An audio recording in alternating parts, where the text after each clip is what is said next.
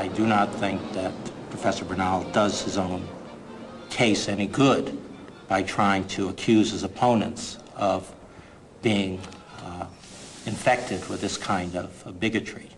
I think it's very unfortunate, and I think it is one of the reasons why Egyptologists and others do not want to answer Professor Bernal directly, because to answer him and to disagree with him is to put oneself in the position of being accused of being a racist or anti-Semite.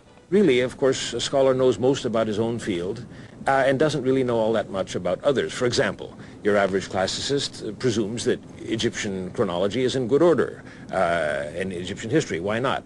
They have all these wonderful king lists and the like. The problems inherent in all of this are not really known to anybody but an Egyptologist. Now, you know what a mess your own field is in, but you don't know what a mess the other chap's field is. So the supposition is always that the other fellow knows more than you know.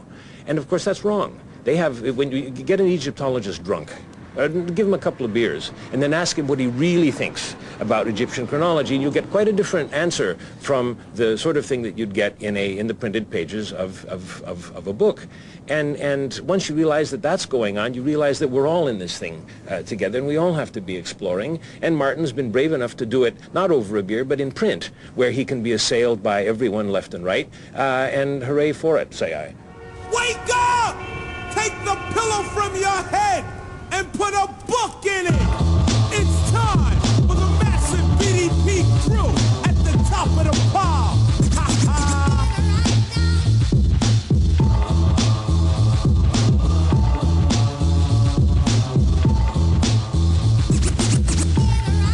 Yo, in the morning I'm yawning. Black Athena has had a massive impact on black campuses throughout the United States.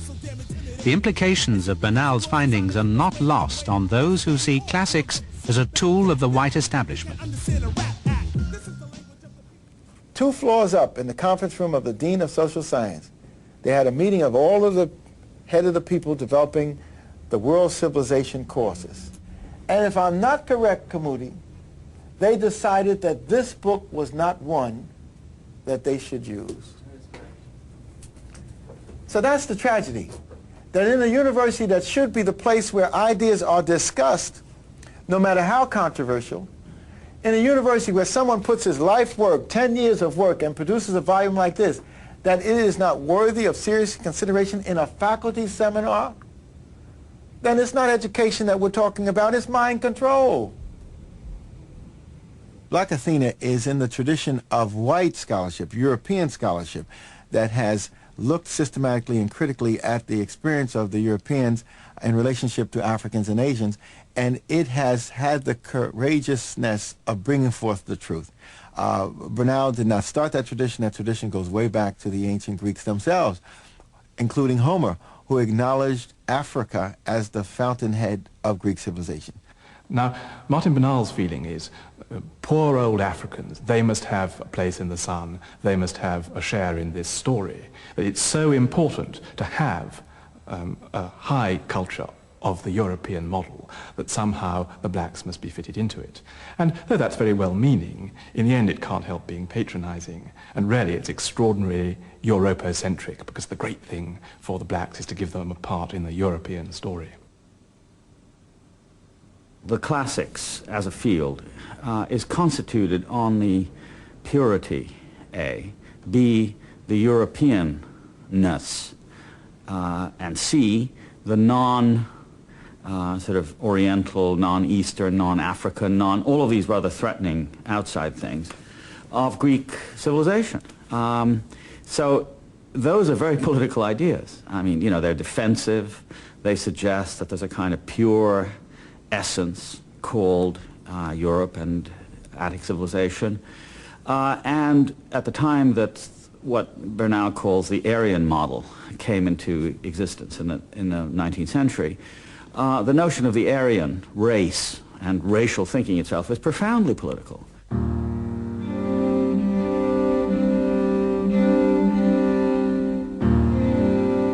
The new account of ancient Greece's formative history started life in the latter part of the 18th century. Bernal describes it as the Aryan model. It stated that Aryan European peoples descended from the north and conquered the local native population in the Aegean. The resulting fusion gave birth to the Greek miracle. It ruled out any influences from dark-skinned Egyptians in the south or Semitic Phoenicians from the east. Now, this was not the way in which the ancient or classical Greeks themselves saw their distant past. According to them, they had been living as in idyllic simplicity as tribes around the Aegean, and along had come Egyptians and Phoenicians, and they had set up colonies in Greece, built cities, and introduced the arts of civilization. In Black Athena, Bernal argues that we should, in principle, return to the ancient account, to what he calls the revised ancient model. This all takes place over 1,000 years before the age of classical Greece, in the Aegean of the Bronze Age. It is during this period, Bernal believes, Phoenicians and Egyptians colonized or settled in parts of Greece. The ancient model was accepted by scholars until the beginning of the 19th century. And I argue that the reason why it was overthrown was nothing to do with new sources of information. It was that the ancient model did not fit the world view of the early 19th century, in which purity was a very good cultural thing, and in which Europe was considered inherently better and more civilized than Asia and Africa, and that the epitome of Europe, which Greece was now seen to be, could not be the result in any way of fundamental Semitic or African influences. It was unthinkable. So it wasn't the evidence from Greece itself, it was in their world view that they found the ancient model intolerable. Science and progress were the new ideals of European civilization in the 18th and 19th centuries. There was a new science for virtually everything, including race. This gruesome endeavor sought to prove that blacks were only slightly removed from apes in intellect. The zenith of perfection was a white man, shown as the Greek god Apollo. This scientific proof was seen to justify the massive exploitation of the African continent that was being undertaken, and confirmed even to reasonable people that Africans could never have been a part of European civilization.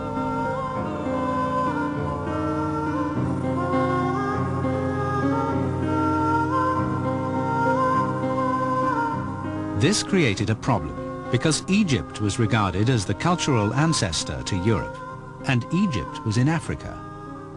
Up until the 19th century, Bernal maintains, the Greeks were admired